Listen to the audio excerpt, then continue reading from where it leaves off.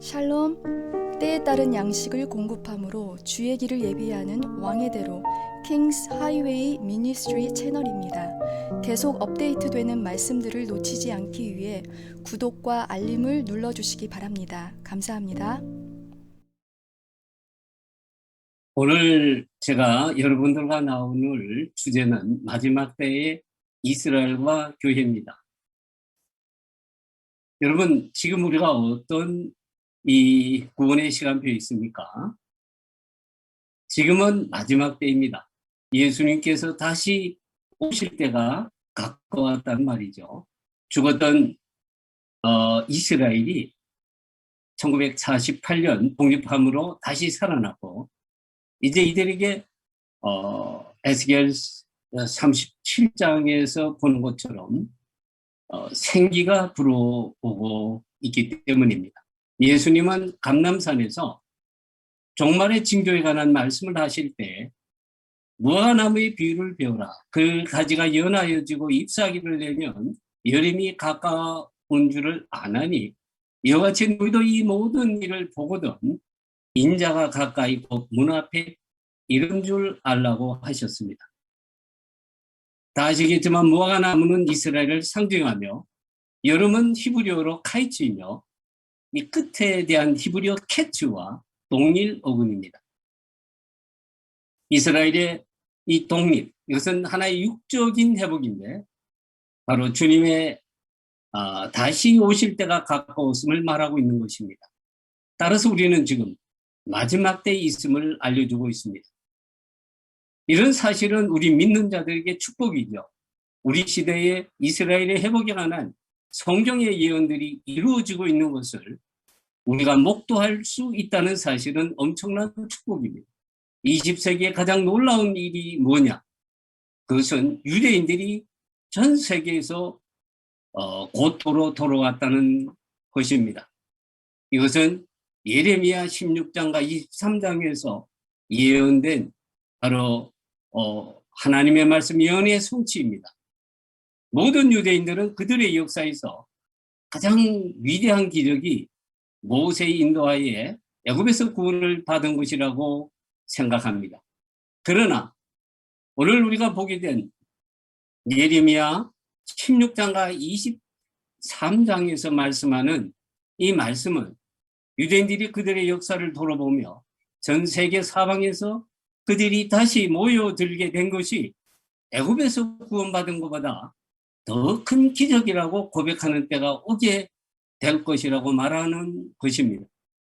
바로 1948년 이 이스라엘이 다시금 이 회복된 것, 독립한 것, 그리고 수많은 유대인들이 전 세계에서 유대인들이 돌아오게 된 이 사실은 바로 오늘 누구도 부인할 수 없는 출애굽 때에 이스라엘 백성들이 애굽에서 돌아온 그 기적보다 훨씬 큰 전 세계 어느 나라의 역사에서도 2000년간 나라 없이 떠돌다가 그 나라가 다시 재건된 나라는 없는데 바로 예레미야의 그 예언이 오늘 우리 시대에 우리가 눈으로 목도하는 이런 엄청난 기적의 사건으로 성취되었다는 사실은 이 하나님의 말씀에 엄청난 능력과 하나님의 말씀 반드시 성취되어지는 이런 분명한 놀라운 사건이 아닐 수가 없는 것입니다. 그래서 20세기 전 세계에 흩어진 유대인들을 다시 불러 모으는 사건이 애굽의 출애굽을 능가하는 사건이라고 예레미야가 말했던 그 기적이 오늘 우리 시대에 이루어졌다는 것입니다.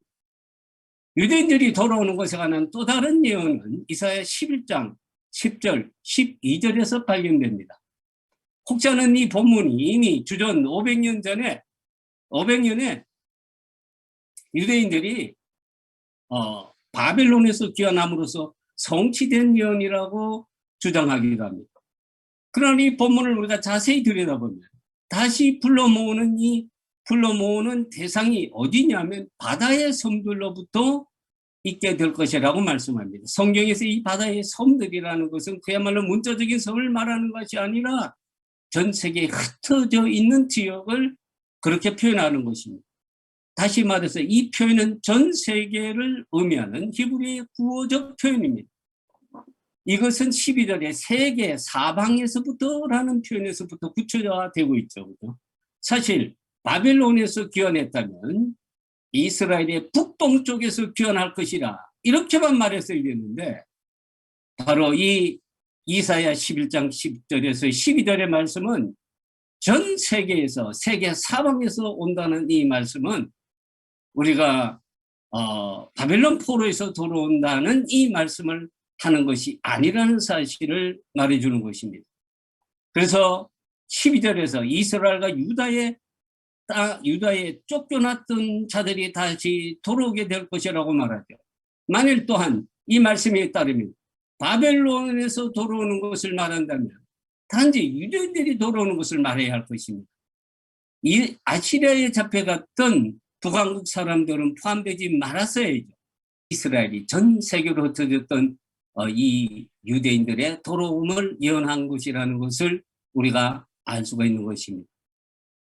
우리가 축복받은 존재라는 것은 바로 이런 위대한 사건을 우리가 목도한 자들이라는 것입니다.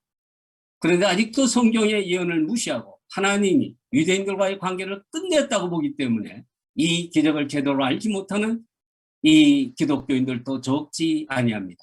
아직도 대체 신학의 눈이 가린 자들은 볼 수도 없고 의도적으로 하나님 말씀을 왜곡하고 부인하려고 합니다. 그들이 영적으로 눈이 멀었기 때문입니다. 그래서 예수님은 보거든, 너희가 이 모든 일을 보거든 그렇게 말씀하셨던 것입니다. 성경의 말씀은 영적으로 눈이 열린 자들에게만 보여지는 것입니다. 이스라엘의 회복과 관련해서 끝이 가까이 왔음을 보여주는 또 다른 징조가 있다면 무엇입니까? 바로 이방인의 수가 충만해지고 있다는 점입니다. 예수님께서 감난산에서 제자들에게 또 하나의 종말의 징조를 말씀하셨는데 바로 이 천국 복음이 모든 민족에게 증언되기 위하여 온 세상에 전파되리니 그제야 끝이 오리라 말씀하신 것입니다. 모든 민족의 복음이 전파되는 그런 전파되는 그 모든 일이 완성되는 날이 세상의 끝이라는 겁니다. 다시 말해서 주님께서 다시 오시리라 하는 때가 됐다고 하는 것입니다. 지금 모든 민족의 각 민족의 언어로 지금 모든 민족의 언어로 복음이 성경이 번역이 완료될 날이 그래서 모든 민족이 각자 자기 민족의 언어로 복음을 듣게 될 날이 멀지 않았습니다. 지금 통계에 의하면 세계 모든 민족의 언어는 약 7,000개, 6,900여 개로 보고 있는데요. 그 중에서 1,300개가 이제 언어가 성경이 번역이 되었고 2,300개 언어에 대해서 성경 번역이 진행 중이고요. 그리고 원래 위클리프 성경 번역 성경에서 1999년에 2025년에 그때까지 남아있던 아직도 번역되지 않은 모든 언어의 성경 번역에 착수할 것이라고 선언했는데 이 기술과 도구들이 발전함으로 2020년에 남아있는 모든 언어의 성경 번역에 착수할 것을 선언을 했습니다. 그런데 모든 민족에게 복음 전파가 완성되는 때는 바울에 의하면 이방인의 충만한 수가 들어오는 때이고 이것은 곧 온 이스라엘의 구원이 이루어지는 때입니다. 결국 마지막 때는 이스라엘의 회복이 진행되는 때이며 하나님의 구원의 경륜이 왕성을 향하고 있는 때임을 알아야 한다는 것입니다. 마지막 때는 하나님께서 펼치시는 구원의 경륜을 깨닫고 순종하는 지혜가 필요한 때입니다. 믿는 자는 영적인 눈이 열려 있는 자입니다. 그러나 지금에 이르기까지 유대인이나 우리 이방인이나 일부 혹은 다수가 하나님의 구원의 경륜에 영적으로 눈이 감겨 있었다고 봅니다. 하나님의 구원 경륜에 이스라엘도 실패하고 이방인도 실패했다는 사실을 우리가 좀 돌이켜볼 필요가 있습니다. 먼저 이스라엘이 실패했습니다. 하나님께서 창세기 12장 1절에서 3절에서 보듯이 아브라함과 언약을 맺으신 목적은 이스라엘을 아브라함을 통하여 큰 민족을 이루시고 이 민족을 통하여 모든 민족이 복을 받게 하심이었습니다. 이 언약 가운데 태어난 민족이 이스라엘입니다.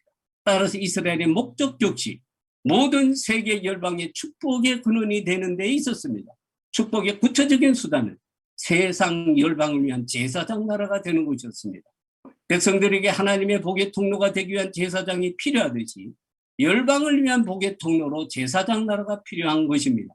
그래서 창세기 12장 1절에서 3절의 아브라함의 언약은 이스라엘을 제사장 나라로 선포하는 출애굽기 19장 5절 6절의 모세 언약으로 나타난 것입니다. 아브라함을 통한 모든 열방에 대한 축복의 언약은 이스라엘의 제사장 나라 사역을 통하여 구체화되도록 하는 것이 하나님의 계획이었습니다. 그러나 이러한 하나님의 경륜에 이스라엘은 실패했습니다. 이들의 실패는 하나님의 뜻을 제대로 깨닫지 못한 데에 있었습니다. 이스라엘 백성의 무지는 모세가 요단강 건너편 모압 평지에서 이스라엘 백성을 향하여 하신 설교에서 처음 드러납니다.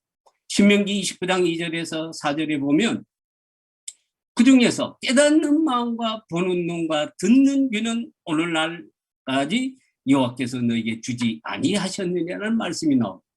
이사야 선지자를 통해서도 하나님은 이스라엘 백성의 동일한 무지 현상을, 영적 무지 현상을 지적하고 있습니다.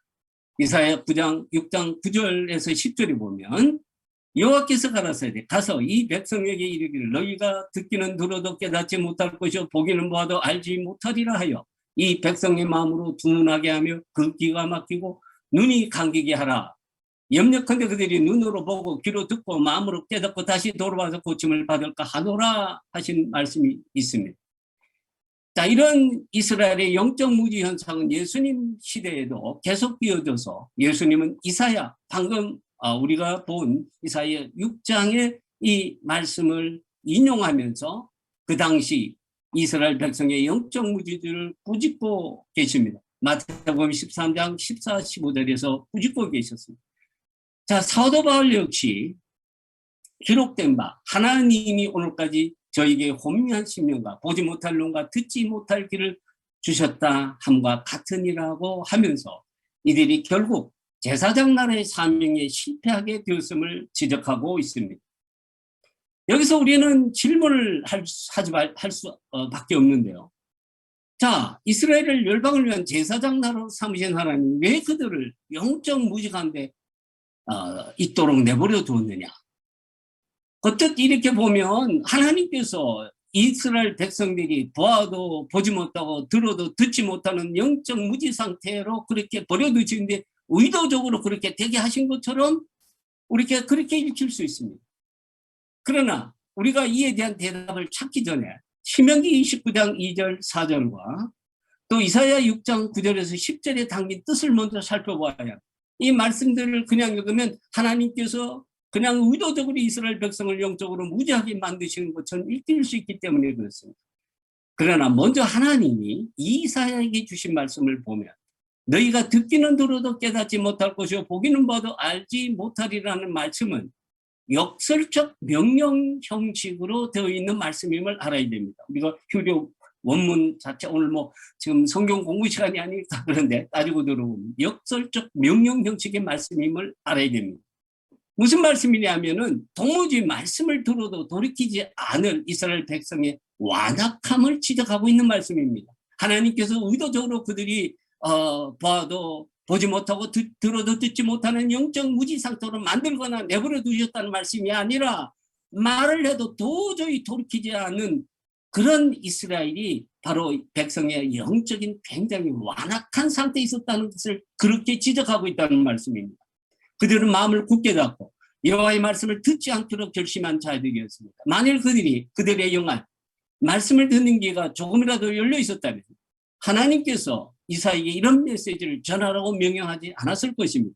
이는 모세가 이스라엘 백성에 하신 말씀에도 동일하게 적용되죠. 깨닫는 마음과 보는 눈과 듣는 귀는 어느 날까지 너희 여호와께서 너에게 주지 아니하셨니라는 말씀은 이스라엘 백성들이 영적으로 완악하여 말씀을 듣는 귀가 조금 더 열려 있지 않았음을 지적하는 말인 것입니다.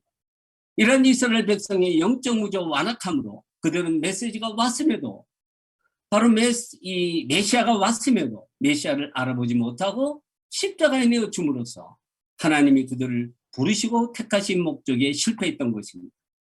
자, 그러면 이방인은 잘했느냐? 여기에 대해서 우리도 다시 한번 우리 믿는 이방인은 잘했느냐? 성공했느냐? 실패했다는 것입니다. 이스라엘이 제사장 나라로 부름받아서나 영적으로 눈이 멀어 메시아를 민족적으로 받아들이지 못했고 하나님의 목적에 실패한 것이 사실입니다. 그렇다고 대체주의자들이 말하는 것처럼 하나님이 그들과의 언약을 파기하셨고 버리셨으며 이스라엘 교회로 대체한 것도 아닙니다. 성경 어디에도 그런 내용이 없습니다. 하나님이 이스라엘과의 언약을 파기하셨고 그들을 버리셨으며 교회를 새 이스라엘로 대체하셨다고 말하게 된 근본적 원인은 대체주의자들 또한 성경에서 말씀하고 있는 하나님의 구원의 경륜을 보아도 보지 못하고 들어도 보지 이해하지 못하는 영적 소경 상태에 있었기 때문입니다. 성경은 분명히 결코 하나님이 그럴 수 없느니 결코 버리지 아니하셨느니 그런 내용은 전혀 보아도 읽었겠죠. 읽어도 듣지 못했다. 읽어도 보지 못했고 들어도 듣지 못했다는 것입니다. 왜? 이미 2세기 중葉부터 그들은 그냥 인간적인 이런 사상으로 만들어낸 이 대체주의에 눈이 멀어버렸기 때문에 그렇습니다. 이스라엘과 이방인은 양자 모두 하나님의 구원 경륜과 관련하여 영적으로 눈이 멀어 있었습니다. 그러나 우리가 로마서 11장의 11절의 말씀을 비롯 결론적으로 말한 이뿐만 아니지만 유대인의 속용됨은 우리가 양자가 다 속용이 됐는데 그 결과는 어떤 결과를 가져왔느냐는 것입니다. 유대인의 속용됨은 이방인의 구원을 가져왔습니다. 그러나 이방인의 속용됨은 어떤 결과를 가져왔느냐. 4세기료로 수많은 유대인들을 핍박하고 죽이고 결국 홀로코스트라는 600만 명의 학살로 이끌어감으로써 유대인들을 예수와 구원에서 멀어지게 하는 결과를 낳았다는 것입니다. 양쪽이 다 영적으로 눈 멀었지만 양쪽이 다 실패했지만 결과적으로는 엄청난 결과를 가져왔다는 것입니다. 과연 대체주의가 그럼 600만 학살이나 중세시대 때 수많은 유대인들을 죽이는 이런 끔찍한 결과의 책임자인가 한번 따져볼 필요가 있죠. 2세기 중엽 이후로 서구교회를 지배해온 대체주의는 교회가 이스라엘을 대체하지 했다는 이 주장인데 20세기에 들어와서 대체신학이라는 표현으로 알려지고 있습니다. 이 주장에 의하면 예수 그리스도가 온 이래로 구약의 모든 예언들은 이미 성취되었거나 과거의 일들입니다. 유대인과는 상관이 없는 것입니다. 히브리 성경은 과거의 종교 경전에 불과한 셈입니다. 그래야 대체주의는 여전히 매 세대의 자기 백성들과 신자들에게 말씀하시는 하나님의 뜻의 통용인 히브리 성경의 대부분을 알레고리로 해석했습니다. 대체주의는 두 종류가 있습니다. 하나는 역사적 대체주의입니다. 이는 하나님의 백성으로서 이스라엘이 역할하는 메시아가 오고 교회가 생기면서 끝나도록 한 것이 하나님의 계획이었다고 주장합니다. 이런 견해의 대표적인 예가 초대교회 교부의 길에서 그래서 발견됩니다. 주 약 180년경에 돌아가신 사르디스의 멜리토는 다음과 같이 쓰고 있습니다. 이스라엘 백성들은 교회가 시작되기 전에 값진 존재였으며 율법은 복음이 드러나기 전에는 놀란 것이었다. 그러나 교회가 생겨나고 복음이 우위를 차지하게 되면서 과거의 모델은 공허해지고 그 힘을 실제에게 양보하게 되었다. 이스라엘 백성은 교회가 일어나자 공허하게 되었다. 현대에 와서 이런 신학의 대표적인 이런 학자는 누구냐? 칼바르트입니다. 그는 이렇게 얘기합니다. 아브라함으로 내려온 육체적 후손의 바탕하에 이루어진 첫 번째 이스라엘은 세상의 구세주가 그 이스라엘을 통해서 나오고 메시아가 나타났기 때문에 그 사명을 완수했다. 자연 공동체로서 이스라엘의 사명은 이제 그 과정을 다 달렸고 계속되거나 반복될 수 없다. 바로 오늘 성경의 예언의 성취로서 이루어진 이스라엘 백성들이 흩어졌던 이스라엘 백성이 돌아오고 이스라엘이 다시 세워진 이 자체를 부인하는 것입니다. 다른 나라는 좀 더 심각합니다.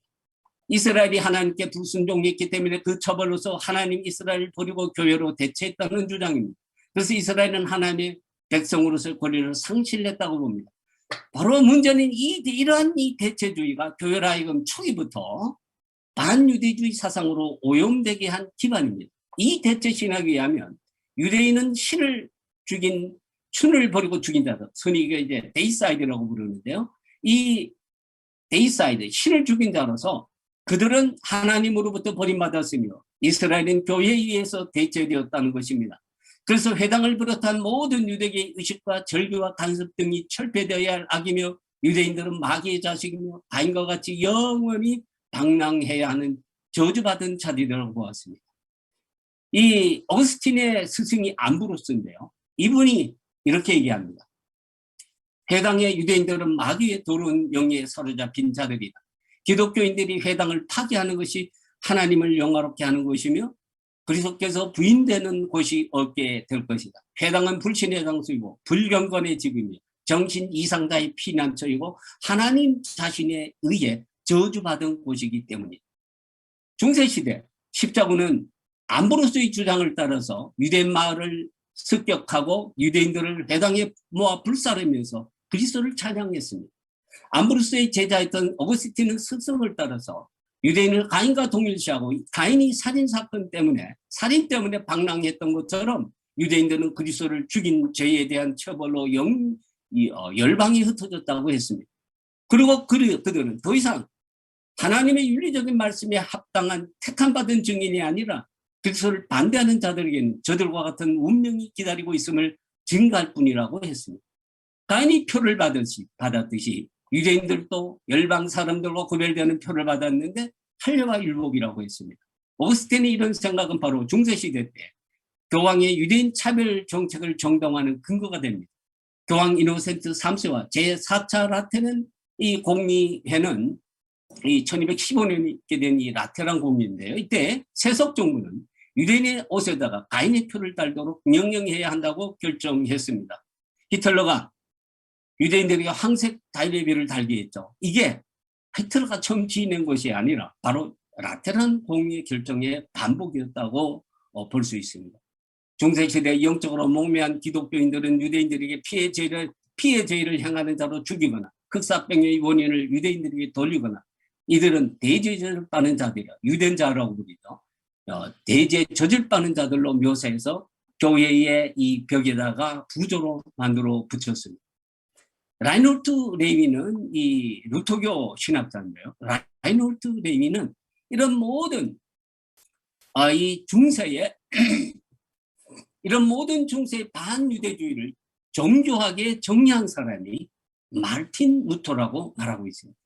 루터와 히틀러 모두 유대인의 종교와 문화를 박멸할 것을 주장했습니다. 그들에 대한 모든 법적 보호장치를 철폐하고 유대인들의 재산을 징발하고 강제노동을 시키고 정치적인 보호 능력이 없는 유대인들을 추방시킬 것을 주장했습니다.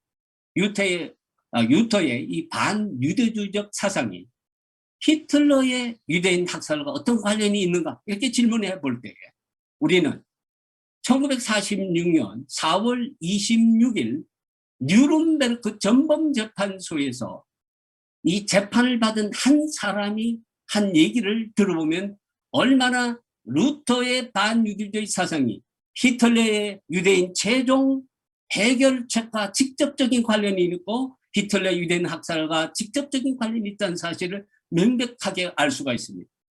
이 사람은 누구냐? 율리우스 스트라이크라는 사람인데 그는 나치 기관지 이 스트리머의 편집장이자 바로 나치주의자였습니다. 이가 뉴른베르크 전범 재판소에서 재판을 받을 때 자기를 변호하는 말이 바로 이것입니다. 자, 오늘 지금 검찰이 이 책을 제가 들고 있는 이 책을 고려하였다면 마르틴 루터 박사께서는 오늘 아마도 제가 앉은 이 피고인석에 앉으셨을 것입니다. 이렇게 얘기합니다. 유대인과 그들의 거짓말에 관하이라는 책에서 마틴 루터 박사는 유대인들을 독사의 자식들이요 우리가 그들의 회당을 불태우고 파괴하여야 한다고 쓰고 있습니다. 그는 그 당시 독일의 통치자인 제후들에게 이렇게 부탁을 했습니다. 유대인의 살과 핏줄과 뼈와 골수를 자르고 톱으로 썰고 불태워야 한다고 주문했습니다. 이러한 루터 요구는 20세기의 제후인 히틀러에 실천되었고 바로 600만이 이 수용소에서 죄로 다 돌아갔던 것입니다. 교부시대에 이르는 반유대인들, 여러 세계를 거치면서 서구 기독교인들의 유대인들의 회복감과 증오감을 증폭시켰고 19, 20세기에 극도로 팽창하여 나치의 유대인 문제 최종 해결책으로 기결되었다고 할 것입니다. 이러한 반유대주의는 결국 어떤 결과를 초래했습니다. 무엇보다도 가장 존귀한 예수와의 이름이 유대인들에게 가장 저주스러운 이름으로 전락되고 말았다는 것입니다. 유대인들은 구원의 이름인 이 예수와를 예슈라고 부르며 워드플레이, 언어 유희를 합니다. 이 마크 슈버, 그러니까 유드신 밥을, 예수라는 유드신 밥을 가지고 워드플레이를 하는데 이 마크 슈머 베시크로 그의 이름과 기억이 지어져 볼 것이다. 얼마나 예수님을 저주하는지 이런 이름 말장난을 하는 거죠. 역사적으로 기독교에 의해서 수많은 박해를 받은 유대인들에게 예수와는 자기들을 핍박한 종교의 우두머리를 뿌리며 그의 이름과 존재 자체가 사라져버리기를 바라는 저주스러운 이름이 되어버린 것입니다. 자, 그러면 유대인이 민족적으로 이 메시아를 받아들이지 않음으로써 대체주의자들의 주장처럼 그들은 완전히 실패하고 넘어졌으며 하나님으로부터 완전히 버림받은 존재가 되었느냐. 여기에 대해서 우리는 하나님의 놀라운 신비, 구원의 신비에 대해서 생각해 보아야 합니다. 바울은 이에 대해서 로마서 11장에서 놀라운 하나님의 구원의 신비를 말하고 있습니다. 그는 25절에서 하나님의 구원의 경륜을 신비라는 표현을 사용하면서 설명합니다. 구원의 신비한 경륜은 먼저 11절에서 나타납니다. 유대인의 넘어짐, 이 유대인의 실패는 이방인의 구원을 위한 하나님의 구원 경륜의 일환이었다는 것입니다. 저희의 넘어짐으로 구원이 이방인에게 이르러 이스라엘로 시인하게 함입니다. 유대인의 넘어짐은 하나님의 섭리 가운데 대속적인 국가가 되어 다른 민족들의 구원을 위한 대속적인 행위였다는 것입니다. 다시 말해서 유대인의 실패는 이방인의 구원을 위한 구원의 열쇠와 축복의 통로가 되었다는 말입니다. 유대인의 넘어짐으로 인하여 이방인에게 구원이 되는 신비는 단지 이방인이 구원을 얻는 것으로 끝나지 않습니다. 만일 그렇다면 유대인은 완전히 하나님으로부터 버림받고 죽은 것이 되는 거죠. 그런데 바울은 저희가 넘어지기까지 실족하였느냐? 그럴 수 없느니라. 이것이 바로 대체주의가 잊지 못한, 대체주의가 이 성경 이 구절을 읽었음에도 불구하고 의도적으로 이 부분을 무시했거나 아니면은 영적으로 눈이 어두워서 못 본 부분입니다. 실제로 그럴 수 없느냐라. 절대로 넘어지기까지. 다시 거꾸로 말하면 하나님께서 그들을 버렸느냐? 하나님께서 그들과 맺은 언약을 파기했느냐? 그럴 수 없느니라. 하스베 할릴라. 그럴 수 없다는 겁니다. 이스라엘이 넘어지기는 하였으나 완전히 돌이킬 수 없을 정도로 실족하지 않았다는 겁니다. 저희를 버리는 것이 세상의 감옥이 되거든 그 받아들이는 것이 죽은 자가 돼 사는 것이 아니면 무엇이려. 하나님께서는 그들을 일시적으로 버린 것은 사실입니다. 전 세계에 흩어졌던, 그러나 완전히 버렸다. 완전히 언약을 폐기하고 그들을 완전히 폐기 처분했던 것은 아니라는 사실을 이렇게 얘기하는 것입니다. 만일 유대인들의 일시적인 버림이 이방인에 대한 하나님과의 화목을 가져오는 것이 되었다면 일시적인 버림, 이것을 어떻게 해석합니까?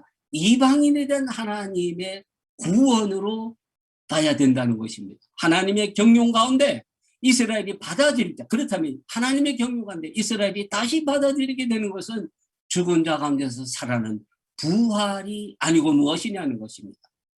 이는 유대 민족의 부활, 곧 나라적으로 이스라엘 백성, 예수님의 제자들도 그토록 간절히 원했던 이스라엘의 회복, 이 곧 이스라엘의 육적인 회복과 더불어 장차 곧 성취될 이 영적 회복을 의미하는 것입니다.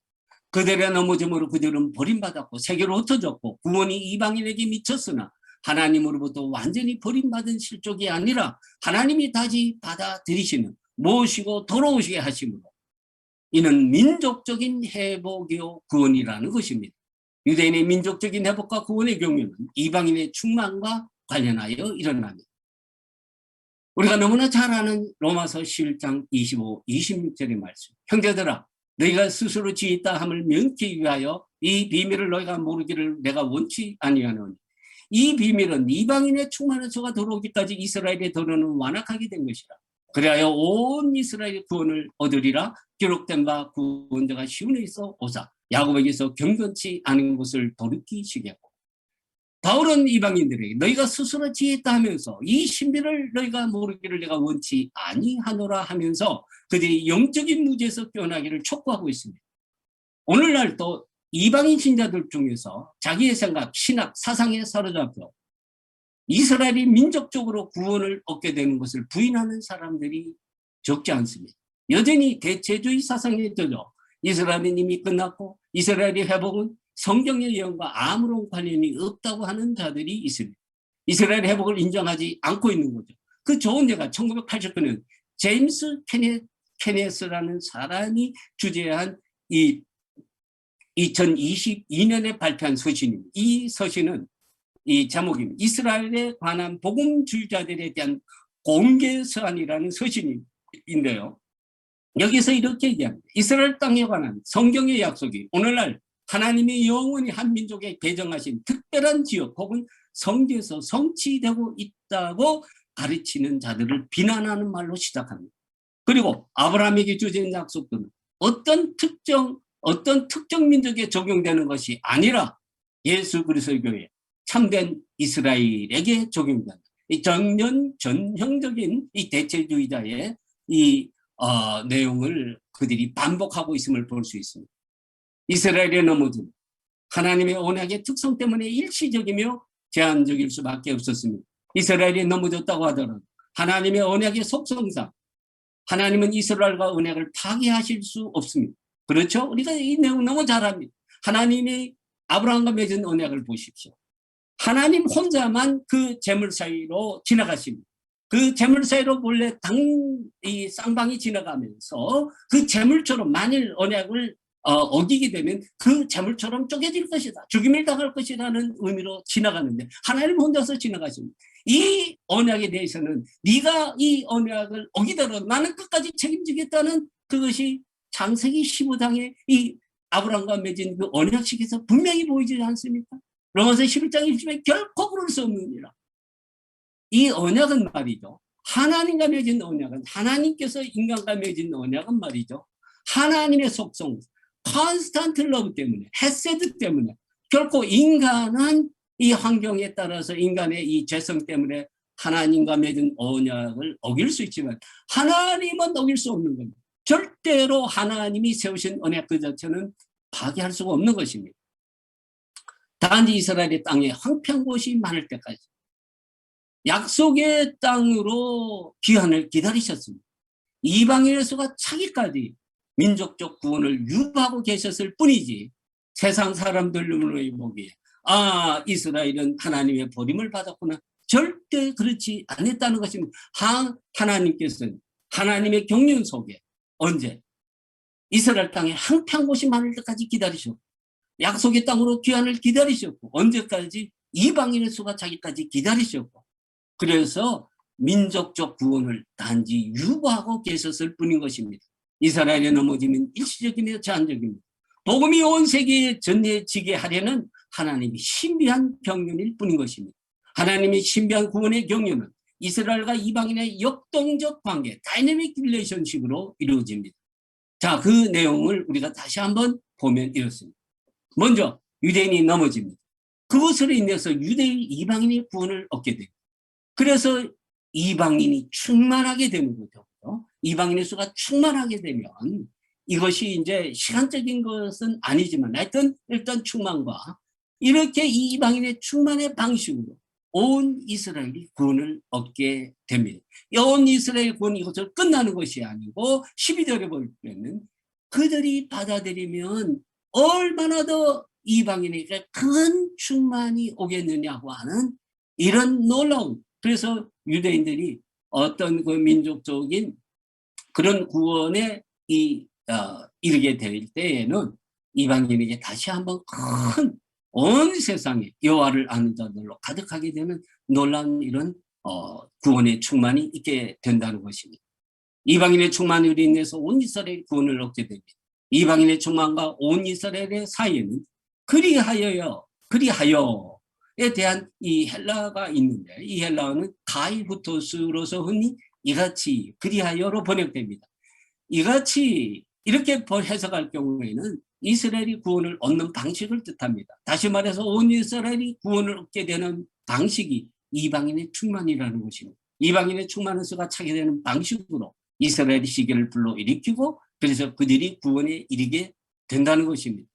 이 견해에 따르면 온 이스라엘의 구원은 열방 중에 복음의 이 전진적인 확장에 필요하여서 이스라엘 구원도 일어나게 된다는 것입니다. 그런데 만일 25절에 이방인의 충만한 수가 들어오기까지라는 표현이 있는데, 바로 이 시간적 표현 때문에 그리하여에 대한 이 헬라어 카이후토스를 그리고 그때 그리고 그 이후에, 이 말은 뭐냐면 이방인의 충만한 수가 있고 난 다음에 이런 뜻이다. 이런 식으로 해석하면 어떻게 됩니까? 이 후토스를 시간적 의미로 해석을 하게 되면 이방인의 충만이 이를 때까지는 이스라엘의 구원의 시간표는 전혀 작동하지 않으며, 따라서 그렇게 할 필요도 없다는 것이 있는 거. 그때까지 이방인의 충만이 있을 때까지 이스라엘 구원은 없기 때문에 유대인들에 대해서 선교를 할 필요도 없고 아무 일도 하지 않고 가만히 있어도 된다, 이런 의미로 해석할 수가 있는 것입니다. 이게 맞는 내용 같죠, 그죠? 왜? 지금 보세요. 이스라엘의 이 지금 복음의 이 0.03%밖에 안 됩니다. 전 세계적으로 우리가 한 30만의 유대인이 이 메시아닉 주가 한 5만 정도 메시아닉 주가 있다고 보는데, 그것도 마찬가지. 굉장히 지극히 저조한 이 복음률을 생각해 볼 때, 맞아. 아직까지 이방인의 수가 충만한 때가 안 됐기 때문에 그런 거냐. 이 말이 맞군, 이렇게 생각할 수 있습니다. 근데 우리가 알아야 될 것은 뭐냐면, 현재 왜 이렇게 유대인 복음화율이 작느냐. 그것은 다시 말해서 서구교회의 잘못된 신학, 이 대체 신학과 그에 따른 반유대주의와 유대인 핍박이 있습니다. 그래서 그 때문에 안 믿는 거죠. 오늘날 유대인들을 한번 전도해 보십시오. 얼마나 특별히 홀로코스트 관련된 사람들은 기독교에 대해서 얼마나 깊은 원한이 있는지 알 수 없습니다.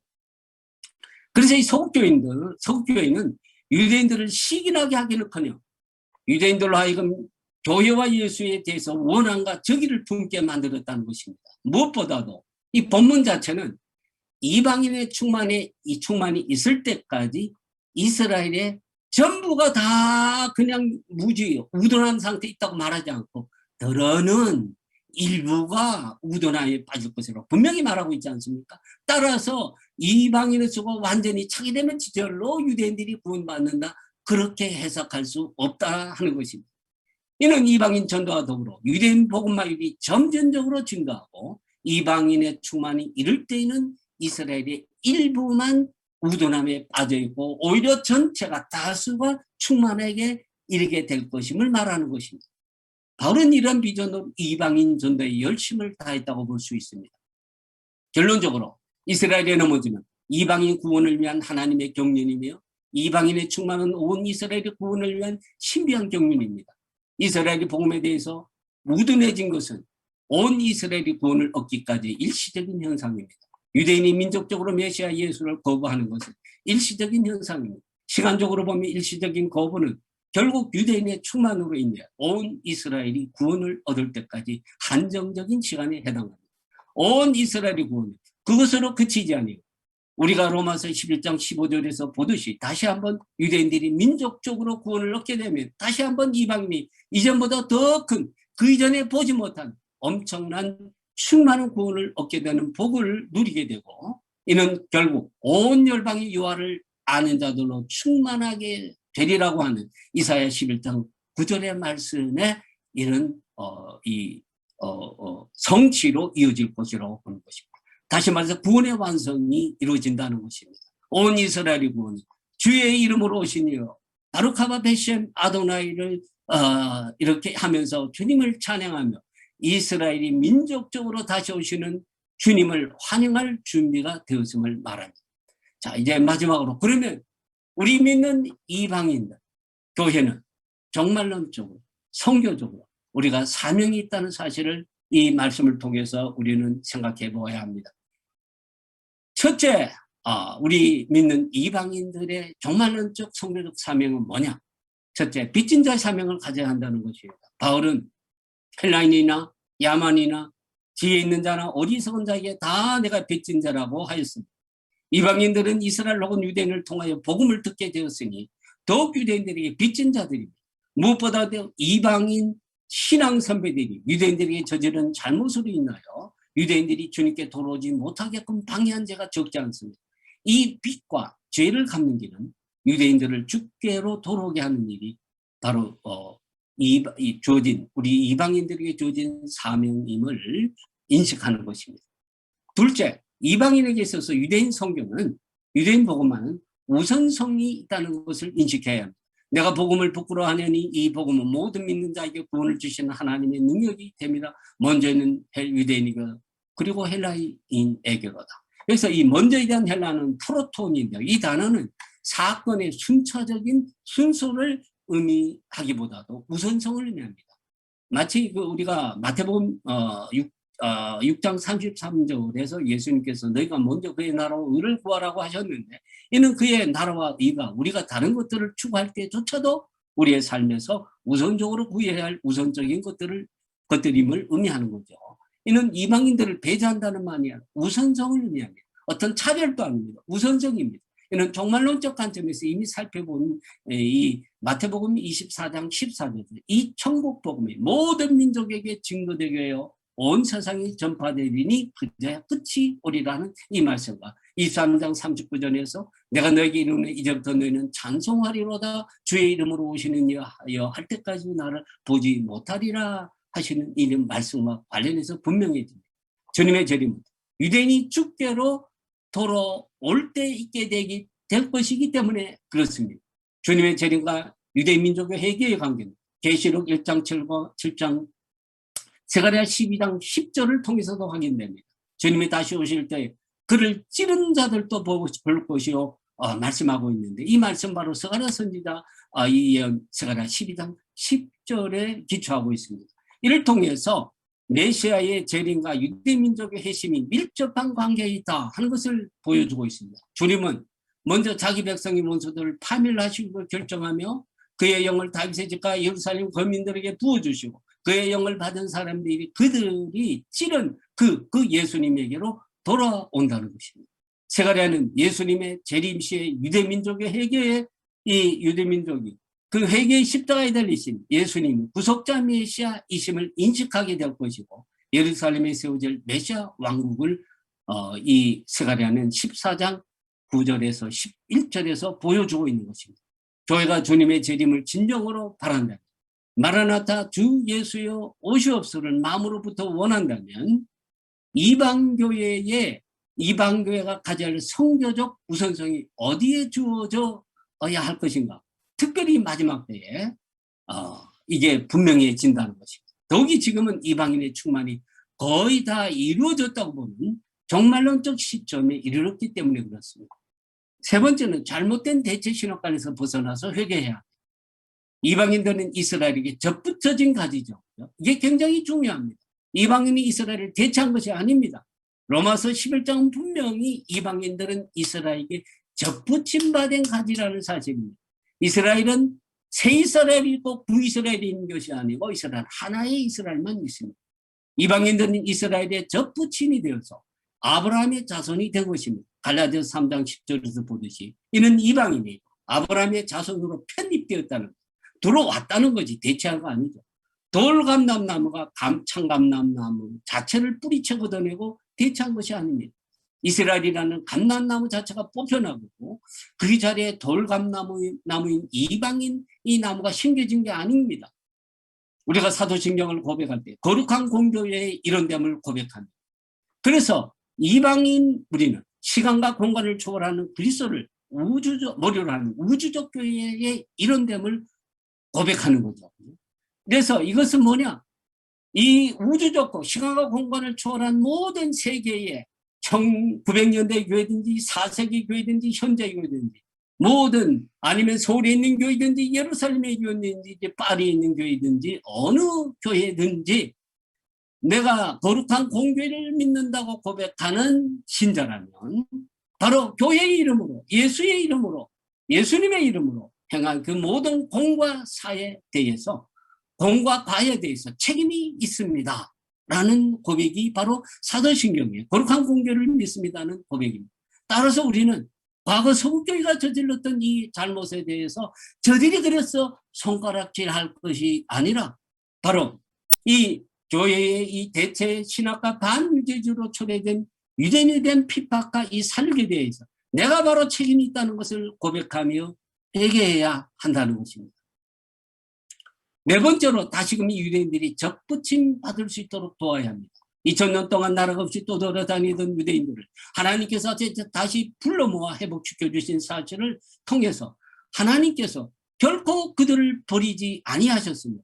바로 이들을 영적으로 회복시켜 주실 것을 우리가 이제 회복시켜 주셨는데 영적으로도 회복시켜 주신다는 사실을 우리가 분명히 믿음으로 바라보아야 합니다. 성경이 그렇게 말하고 있기 때문에 영적 회복에 관한 약속의 말씀을 우리는 로마서 11장 22, 23절에서 볼 수 있습니다.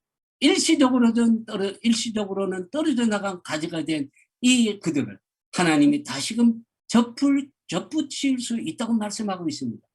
이방인들은 바로 다시금 그러면 접부 하나님이 하시니까 그냥 두면 되겠네가 아니고 이방인들은 바로 다시금 하나님께 접붙임 받게 된 이 유대인들이 잘 접붙임 받을 수 있도록 돕는데 최선을 다해야 된다는 것입니다. 그 방법은 여러 가지겠죠.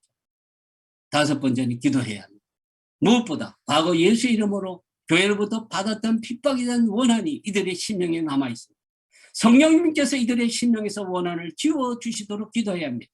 또한 이들이 주님을 영접할 수 있도록 기도해야 합니다. 고린도전서 12장 3절에 의하면 성령으로 말미암은 자고는 아무도 예수를 주시라 할 수 없다고 했습니다.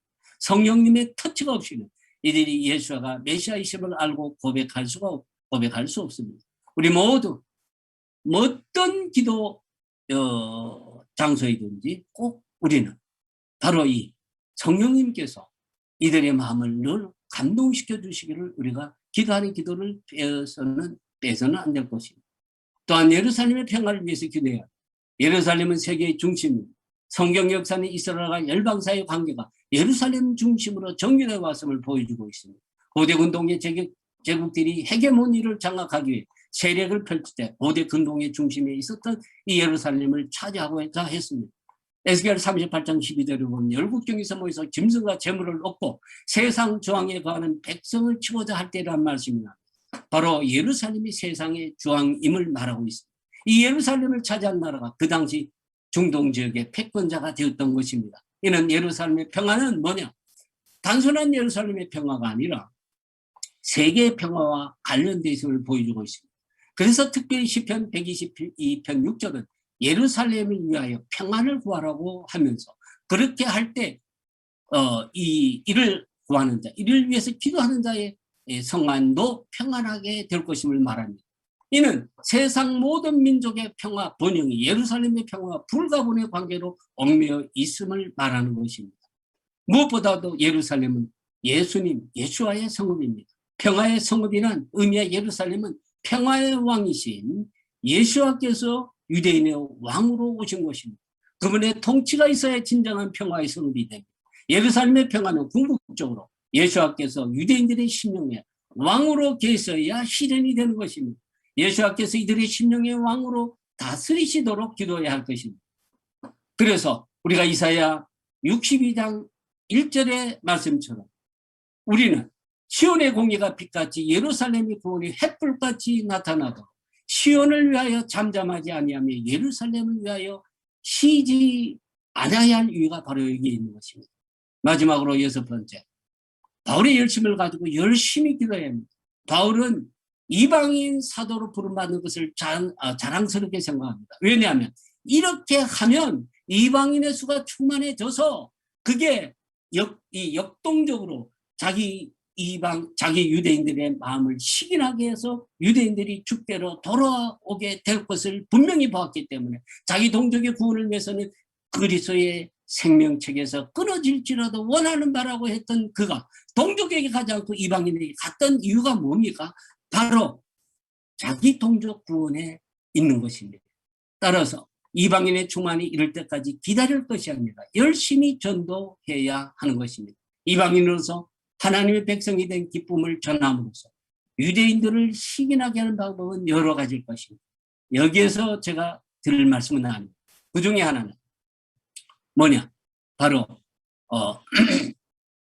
이 로마서 15장에서 바울이 얘기했던 바로 그분입니다. 우리가 또한 물질적으로도 유대인들을 도와야 하고 여러 가지 영적인, 물질적인 여러 일을 통해서 그들을 사랑하고 돕는 일. 이것이 바로 우리는 이방인으로서 유대인들이 주님께 돌아오고 그래서 주님께서 정말 이 유대인의 돌아오심을 통해서 이방인이 다시 한번 충만해져 나왔는데 그래서 우리 바다 덮음과 같이 유아를 아는 자들로 온 땅에 충만하게 이르게 됩니다.